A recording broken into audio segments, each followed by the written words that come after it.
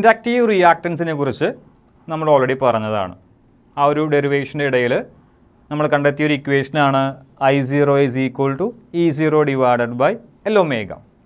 I0 എന്ന് പറയുന്നത് maximum കറൻറ്റാണ്, E0 എന്ന് പറഞ്ഞു കഴിഞ്ഞാൽ മാക്സിമം വാല്യൂ ഓഫ് EMFും, L എന്ന് പറഞ്ഞു കഴിഞ്ഞാൽ നമ്മുടെ കയ്യിലുണ്ടായിരുന്ന ഇൻഡക്ടറിൻ്റെ സെൽഫ് ഇൻഡക്റ്റൻസ് ആണ്.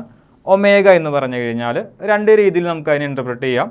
ഒന്നില്ലെങ്കിൽ നിങ്ങൾക്ക് ആംഗുലർ ഫ്രീക്വൻസി എന്ന് എഴുതാം, അതല്ലെങ്കിൽ ആംഗുലർ വെലോസിറ്റി എന്നും എഴുതാം. അപ്പോൾ ഇവിടെ ഞാൻ എടുക്കുന്നത് L ഒമേഗയിലത്തെ ഒമേഗയെ ഞാൻ എടുക്കുന്നത് ആംഗുലർ ഫ്രീക്വൻസി ആയിട്ടാണ്. ആംഗുലർ ഫ്രീക്വൻസി 2π/t ആണ് ആംഗുലർ ഫ്രീക്വൻസി, അല്ലെങ്കിൽ ആ 1/tയെ നമുക്ക് F എന്ന് വിളിക്കാം, ഫ്രീക്വൻസി എന്ന് വിളിക്കാം. So omega is equal to 2π/t, അതും അല്ലെങ്കിൽ 2πf. ഇത്രയും കാര്യങ്ങളാണ് നമുക്ക് ആംഗുലർ ഫ്രീക്വൻസിയുമായി ബന്ധപ്പെടുത്തി ഓർത്തെടുക്കാനുള്ളത്. ഇക്വേഷൻ ഒന്നുകൂടി നമുക്ക് പറയാം. I0 is equal to E0 divided by L omega. അത് ഞാൻ ഇക്വേഷൻ 1 ആയിട്ട് ലേബൽ ചെയ്തിട്ടുണ്ട്. ഇനി ഈ ഒരു ഇക്വേഷനെ നമ്മൾ നമ്മുടെ Ohm's law, standard Ohm's law വെച്ച് ഒന്ന് കമ്പയർ ചെയ്യാൻ ശ്രമിക്കുകയാണ്.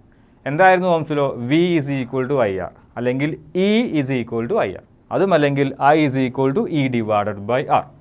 ഇവിടെ ലെഫ്റ്റ് സൈഡിൽ കറണ്ടാണ്, റൈറ്റ് സൈഡിൽ ന്യൂമറേറ്റർ ആയിട്ട് കിടക്കുന്നത് EMF ആണ്, അല്ലെങ്കിൽ പൊട്ടൻഷ്യൽ ഡിഫറൻസ്. ഡിനോമിനേറ്ററിൽ ഓംസ് ലോ അനുസരിച്ച് കിടക്കുന്നത് റെസിസ്റ്റൻസും. ഒരു ഇൻഡക്ടറിനെ സംബന്ധിച്ചിടത്തോളം അവിടെ കിടക്കുന്നത് ഒരു പ്രൊഡക്റ്റുമാണ്, സെൽഫ് ഇൻഡക്റ്റൻസിൻ്റെയും അതിൻ്റെ ആംഗുലർ ഫ്രീക്വൻസിയുടെയും പ്രൊഡക്റ്റാണ് L ഒമേഗ. അങ്ങനെയെങ്കിൽ സാധാരണഗതിയിൽ ഓംസ് ലോ അനുസരിച്ച് റെസിസ്റ്റൻസ് ഉണ്ട്. നമ്മുടെ ഇൻഡക്ടറുമായി ബന്ധപ്പെടുത്തി പറയുമ്പോൾ റെസിസ്റ്റൻസിന് പകരമുള്ള ആളാണ് L ഒമേഗ, അല്ലെങ്കിൽ ഒരു ഇൻഡക്ടർ ഓഫർ ചെയ്യുന്ന റെസിസ്റ്റൻസ് ആണ് L ഒമേഗ.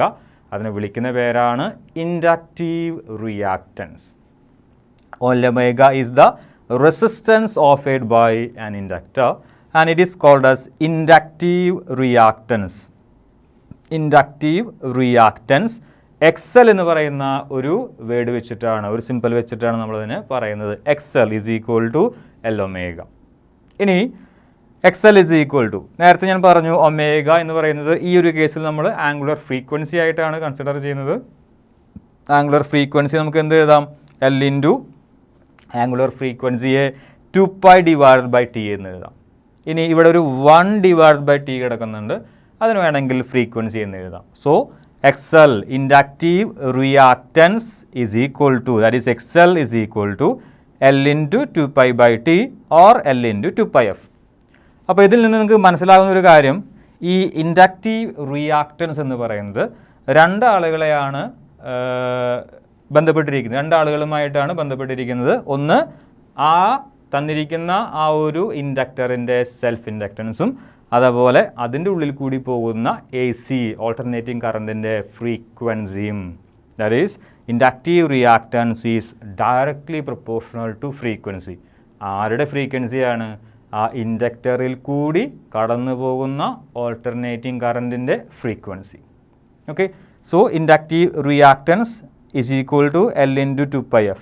രണ്ടാളുകളുമായിട്ടാണ് ഡിപ്പെൻഡൻസി ഉള്ളത് നമ്മുടെ ഇൻഡക്റ്റീവ് റിയാക്റ്റൻസിന്. ഒന്ന് സെൽഫ് ഇൻഡക്റ്റൻസ്, തന്നിരിക്കുന്ന ഒരു ഇൻഡക്ടറിൻ്റെ സെൽഫ് ഇൻഡക്റ്റൻസ് കോൺസ്റ്റൻ്റ് ആണ്, അത് മാറുകയില്ല. Number of turns, area, length, ഇത്തരത്തിലുള്ള ആളുകളൊക്കെയാണ് അവർ ബന്ധമുള്ളത്, ഈ സെൽഫ് ഇൻഡക്റ്റൻസിന് ബന്ധമുള്ളത്.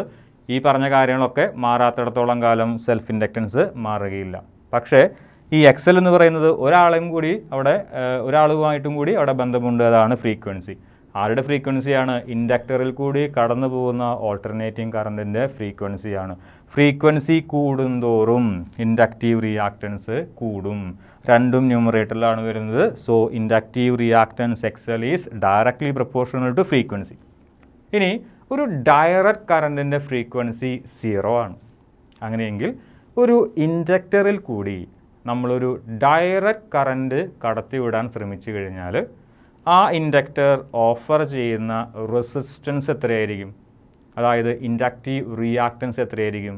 0 ആകും. കാരണമുണ്ട്. ഇവിടെ XL is equal to L into 2πf. ഒരു ഡയറക്റ്റ് കറണ്ടിന് ഫ്രീക്വൻസി 0 ആണ്. അങ്ങനെയെങ്കിൽ L ഇൻറ്റു 2π ഇൻറ്റു 0. അങ്ങനെയാണെങ്കിൽ inductive reactance for a DC direct current 0 ആകും. അതായത് XL 0 എന്ന് പറഞ്ഞു കഴിഞ്ഞാൽ DC കടന്നു പോകില്ല എന്നല്ല അർത്ഥം. ആ DC കറണ്ടിന് എഗെയിൻസ്റ്റ് ആയിട്ട് നമ്മുടെ കയ്യിലുള്ള ഇൻഡക്ടർ ഓഫർ ചെയ്യുന്ന റെസിസ്റ്റൻസ് 0 ആണെന്നാണ് അർത്ഥം. ചുരുക്കി പറഞ്ഞു കഴിഞ്ഞാൽ ഒരു ഇൻഡക്ടറിൽ കൂടി ഡി സി വളരെ സുഖമായി കടന്നു പോകും. കാര്യമായിട്ടുള്ള റെസിസ്റ്റൻസ് ഒന്നും ഓഫർ ചെയ്യാത്തതുകൊണ്ട് ഡി സി ഡയറക്റ്റ് കറൻറ്റ് ഒരു ഇൻഡക്ടറിൽ കൂടി വളരെയധികം സുഖമായിട്ട് കടന്നു പോകും. പക്ഷേ എ സിയുടെ കാര്യവും വളരെ ഹൈ ഫ്രീക്വൻസിയുള്ള എ സി ആണെന്ന് വിചാരിക്കുക.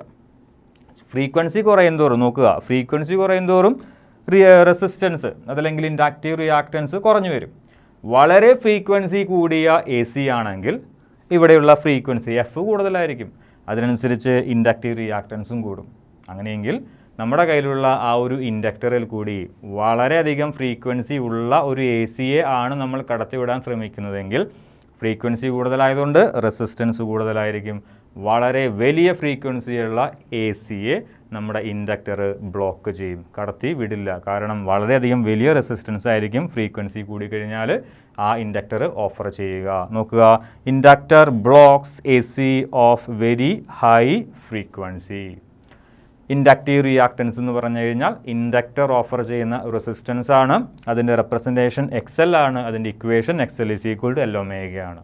ഇൻഡക്റ്റീവ് റിയാക്റ്റൻസിനെ ഡിപ്പെൻഡ് ചെയ്തിരിക്കുന്നത് രണ്ടാളുകളാണ്. ഒന്ന് സെൽഫ് ഇൻഡക്റ്റൻസും രണ്ടാമത്തേത് ഫ്രീക്വൻസി. തന്നിരിക്കുന്ന ഒരു ഇൻഡക്ടറിൻ്റെ സെൽഫ് ഇൻഡക്റ്റൻസ് മാറില്ല, പക്ഷേ അതിൻ്റെ ഉള്ളിൽ കൂടി പോകുന്ന കറണ്ടിൻ്റെ ഫ്രീക്വൻസി മാറും.